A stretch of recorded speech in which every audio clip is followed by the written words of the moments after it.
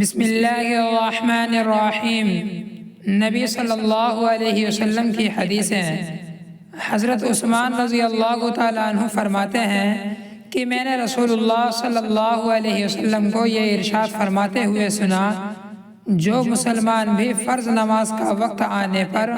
اس کے لیے اچھی طرح وضو کرتا ہے، پھر خوب خشوع کے ساتھ نماز پڑھتا ہے، جس میں رکوع بھی اچھی طرح کرتا ہے، تو جب تک کوئی کبیرہ گناہ نہ کرے یہ نماز اس کے لیے پچھلے گناہوں کا کفارہ بن جاتی ہے، اور نماز کی یہ فضیلت اس کو ہمیشہ حاصل ہوتی رہے گی۔ فائدہ: نماز کا خشوع یہ ہے کہ دل میں اللہ تعالیٰ کی عظمت اور خوف ہو اور اعضاء میں سکون ہو، اور خشوع میں یہ بات بھی شامل ہے کہ قیام کی حالت میں نگاہ سجدے کی جگہ پر، رکوع میں پیروں کی انگلیوں کی طرف، سجدے میں ناک پر، اور بیٹھنے کی حالت میں گود پر ہو۔ حضرت زید بن خالد جہنی رضی اللہ تعالیٰ عنہ سے روایت ہے کہ نبی کریم صلی اللہ علیہ وسلم نے ارشاد فرمایا، جو شخص اچھی طرح وضو کرتا ہے پھر 2 رکعت اس طرح پڑھتا ہے کہ اس میں کچھ بھولتا نہیں، یعنی اللہ تعالیٰ کی طرف پوری طرح متوجہ رہتا ہے، تو اس کے پچھلے سارے گناہ معاف ہو جاتے ہیں۔ حضرت عقبہ بن عامر جہنی رضی اللہ تعالیٰ عنہ نبی کریم صلی اللہ علیہ وسلم کا ارشاد نقل کرتے ہیں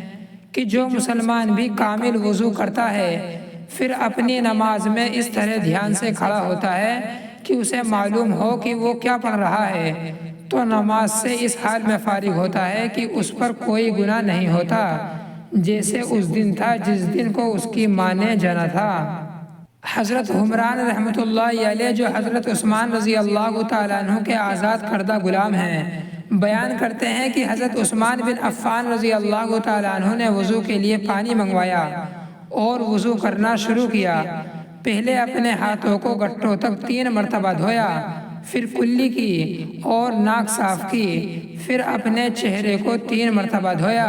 پھر اپنے دائیں ہاتھ کو کہنی تک 3 مرتبہ دھویا، پھر بائیں ہاتھ کو بھی اسی طرح 3 مرتبہ دھویا، پھر سر کا مسح کیا، پھر دائیں پیر کو ٹخنوں تک 3 مرتبہ دھویا، پھر بائیں پیر کو بھی اسی طرح 3 مرتبہ دھویا،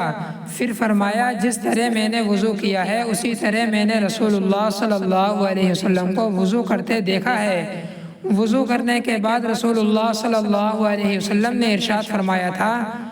جو شخص میرے اس طریقے کے مطابق وضو کرتا ہے پھر 2 رکعت نماز اس طرح پڑھتا ہے کہ دل میں کسی چیز کا خیال نہیں لاتا،